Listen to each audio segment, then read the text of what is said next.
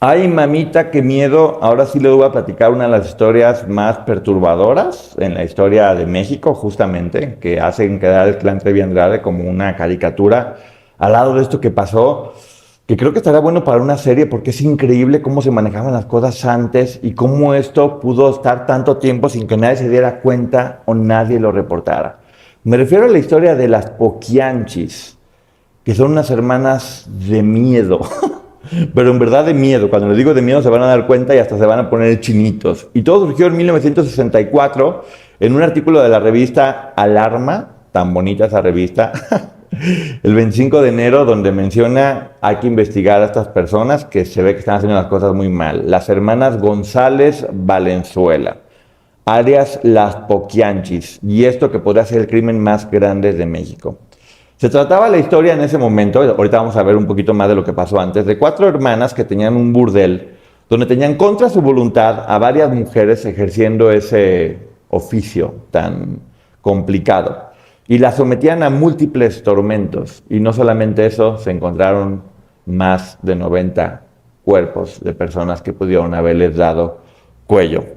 Todo sucede y se descubre porque Catalina logra escapar del lugar por una rendija que había entre la pared, logra escapar una de tantas y tantas mujeres que estaban ahí y contacta a su familia en León, Guanajuato, y la familia llega, ella estaba allá lejos de donde estaba este rancho que ahorita vamos a ver más adelante, y logra justamente eso, reportar. La policía se empieza a mover y se enteran justamente que hay varias mujeres que están ahí encerradas, y hay que recordar que estas mujeres, ¿por qué pudieron estar tanto tiempo actuando impunemente? Porque había varias personas dentro de la policía o la judicial que las apoyaban a que nadie se enterara, especialmente el general Águila Negra, que en ese momento, cuando sabía que se había escapado Catalina, la quiso buscar por todos lados porque decía, aquí le voy a parar de nueva cuenta, como había pasado tantas y tantas veces, pero no la pudo encontrar. Y el 14 de enero de 1964 llegó la policía al rancho Loma del Ángel, fíjense nada más, las cínicas de encima le ponen este nombre, Loma del Ángel, donde se encontraron que todas estas hermanas estaban todas vestidas de negro, con una falda muy larga y con un chal ya todo desgastado y todo opaco, como ya sabes, mujeres devotas, tremendas, malditas, pero bueno, estaban vestidas ellas como mujeres mucho de fe, y ahí se las encontraron, fueron a buscar un poquito más adelante y se encontraron a muchísimas muchachas muy débiles y muy asustadas. Y justamente fue cuando una de ellas les menciona, oye, espérate, no nomás somos nosotros, vayan al patio de atrás, donde hay muchas personas que están enterradas y todos estamos viendo. Y sí, se encontraron, no 90, 91 personas de ambos sexos y varios embriones enterrados. Se mencionaba mucho que estaban haciendo cosas obscuras, ya saben, con espíritus y demás, que por eso eran como sacrificios lo que estaban mandando con esto. Y mandaron inmediatamente a la cárcel de Irapuato a Delfina, María de Jesús y Eva. Fuertemente custodiadas, obviamente, pues bueno, tremendas delincuentes. Y aquí es donde viene la historia. ¿De dónde vienen estas mujeres y por qué llegaron a este punto? Su papá trabajaba con Porfirio Díaz y se casó con una mujer que efectivamente era muy religiosa, muy religiosa, muy devota. Por eso estas mujeres sentían también que estaban iluminadas por Dios. Pero el papá era muy tomador, le gustaba mucho tomar y les ponía unas golpizas del tamaño del mundo que ellas estaban viendo. Y de hecho dicen que él se encargaba de torturar a las personas que hacían las cosas mal y que las obligaba a ver cómo torturaba a los reos y a los presos. Ellas estaban viendo toda esta tortura y empezaron a normalizarla, hasta que en una ocasión agarró a un inocente, se le pasó la mano, lo mató y tuvo que huir junto con toda la familia, justamente. Una de las cosas que hacía él, también con ella las trataba mal. Por ejemplo, a Carmen la encarceló un año porque estaba saliendo con un hombre que no le gustaba y la tuvo un año encerrada. A su propia hija, tenerla encerrada a este señor, finísima persona. Empezaron a trabajar, obviamente tenían que vivir de algo, y estas chicas empezaron a trabajar de obreras en una fábrica, pero se dan cuenta que no les alcanzaba justamente para nada. Y Carmen, que ya era como la más rebelde, y ya la habían castigado un año en la cárcel y ya habían dado con muchas personas, pues se hizo novia amante de un abarrotero, que la embarazó y la abandonó. Maldito abarrotero desgraciado, no puede ser. Y pues bueno, ya después dijo, si ya el amor no sirve, no funciona, voy a amar únicamente por interés. Y empezó a andar con un judicial que se llamaba El Gato, justamente. Y abrieron una cantina. Y esa cantina fracasó porque el gato y sus amigos se tomaron todo. Don Gato y su pandilla acabaron con todo el alcohol de esa cantina y obviamente fracasó y se separaron y fue tu culpa, fue la mía, no sé qué tanto. Se separaron, pero para todo. Pasa el tiempo y los padres de ellas mueren y les dejan una pequeña herencia, no tan grande, pero habían logrado juntar alguna pequeña herencia. Y dicen, ¿qué hacemos? Y ella se acuerda y dice, pues bueno, ya no tengo el marido este tomador, vamos a abrir una cantina muy bonita en su pueblo natal, donde al paso del tiempo decían, pues bueno, la cantina, ¿qué tal si vamos ampliándonos? Y empezaron a ejercer vamos a decir, el servicio del cuerpo mático, con varias mujeres, que después, como casi nadie quería, decidieron que por qué no irse a las rancherías cercanas, agarrar mujeres de entre 13 y 16 años, ofrecerles venirse a la capital a trabajar de empleadas domésticas, y cuando menos se acordaban, ya estaban en el zungiringiri con todo lo que tenían que hacer, y ellas, pues bueno, no es que llegaran con esa intención, pero no les quedaba de otra, porque ya después las empezaban a amenazar, y ya no podían retirarse nunca en la vida. Acuérdense que estaban lejos de su familia, que eran mujeres muy chicas, y eso, las empezaban a ir poco a poco tratando cada vez más mal y mal. ¿Se acuerdan que una de ellas quedó embarazada? Pues bueno, Ramón Torres, al que le decían el Tepo, hijo de Delfina, era como el padrote, por decirlo de alguna forma. Él controlaba a todas las mujeres, era quien golpeaba, quien sacaba las rentas y también empezaba a pagar sobornos. Daban dinero a todas las autoridades para que no dijeran nada y también podían llegar los policías, los judiciales, todo mundo y se servían con la cuchara grande, con la que querían y pues bueno, todo mundo calladito porque este buffet está bueno y no nos va a importar. Y así fue como se logró la tormenta perfecta. Autoridades, delincuentes y personas que están sufriendo muchísimo, como todas estas mujeres que caían allí, que nomás imaginarme la tristeza de cómo les prometían algo, iban en busca de un poco más de libertad y vean nomás cómo terminaron. Bueno, encima, algo así de corrupto, pues bueno, por las autoridades se volvió un lugar legalmente establecido. Así es, justamente hasta que el hijo se peleó en otro lugar, tuvo ahí un pleito enorme donde hubo ahí la morición, como dicen luego, y cerraron el lugar. Se quedaron sin ese lugar y tuvieron que tener a 20 mujeres, que era la plantilla que no tenían de trabajo, encerradas en casa de Delfina. Y ella mandó a vengarse de los policías que le habían hecho daño a su hijo, porque ya se había hecho una mujer muy mala. Y aparte tenía que mantener a 20 mujeres, que por cierto la dieta de todas estas mujeres era tortilla dura y frijoles. Y nada más. No les iba a dar nada más de comer más que eso. Estaban todo el tiempo con muchísimo miedo.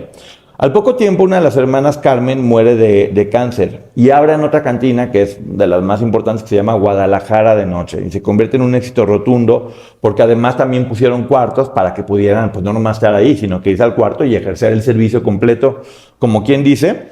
Y ya después pues, cada vez iban yendo más pueblitos y cada vez traían más mujeres y más mujeres y más mujeres, que muchas de ellas se las compraban a los papás. Así es, se las compraban los papás y otras ya después mucho más descarados, nomás llegaban con una camioneta y tú vente y las subían y las secuestraban y se las llevaban. Y así era como cada vez tenían más y más y más mujeres. Hay que recordar que estas mujeres trabajaban porque también había hombres que pagaban por ese servicio, por lo cual es ilegal.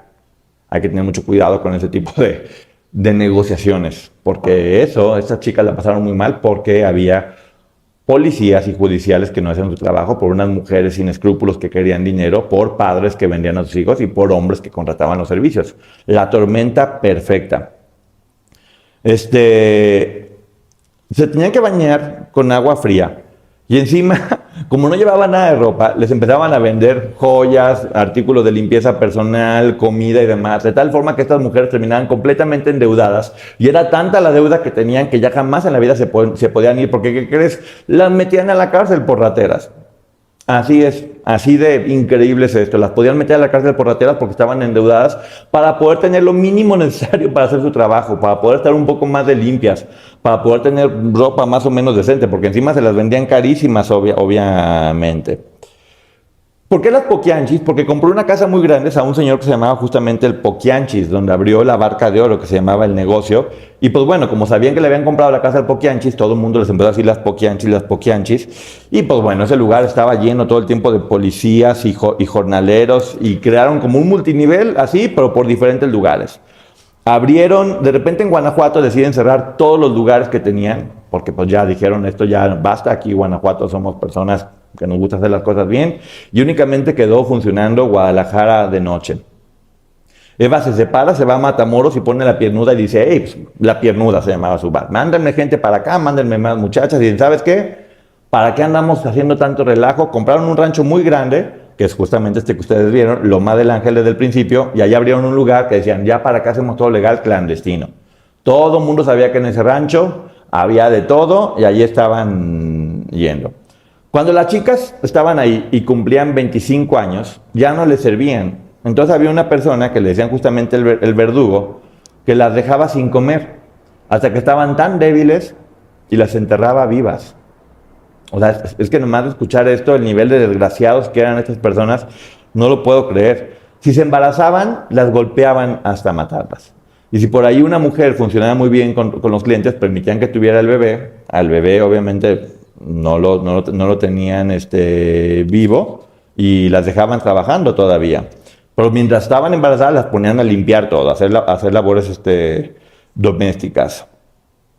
Algo que sucedió aquí, que vemos que surgen varios tipos de organizaciones, es que varias de ellas iban subiendo de nivel y ellas eran las que controlaban a las demás. Las iban manipulando de tal forma que entre ellas mismas se echaban de cabeza, porque pues, si no las echabas de cabeza te podía ir mal, y creaban algo parecido a lo que justamente hacía este señor Sergio Andrade, pero de una forma mucho más fuerte. Y es increíble que de este caso no se ha hablado tanto todavía. Había 4 hombres trabajando, que era el velador, el chofer, el verdugo y el águila negra, que era el policía corrupto que hacía de todo. Y se menciona que también hacían muchos rituales para poder ganar más dinero, y hay versiones mucho más fuertes en las que decían que vendían la carne, que en realidad no las enterraban para poder ganar más dinero. Y cuando las arrestaron, ellas dijeron que jamás en la vida harían eso, porque ¿qué creen? Ellas eran muy religiosas, serían incapaces de hacer algo así. Fueron acusadas de genocidio, secuestro y asesinato por 40 años. Estas 3 mujeres, porque la otra ya había muerto. Delfina murió en el 68. Híjole, es que aquí dice ley divina, le cayó una cubeta con cemento en la cabeza. Yo creo que algo ahí pasó raro, pero bueno, eso están diciendo. María Luisa murió de cáncer y María de Jesús sí salió liberada, alcanzó a tener libertad y se casó con un hombre a los 64 años.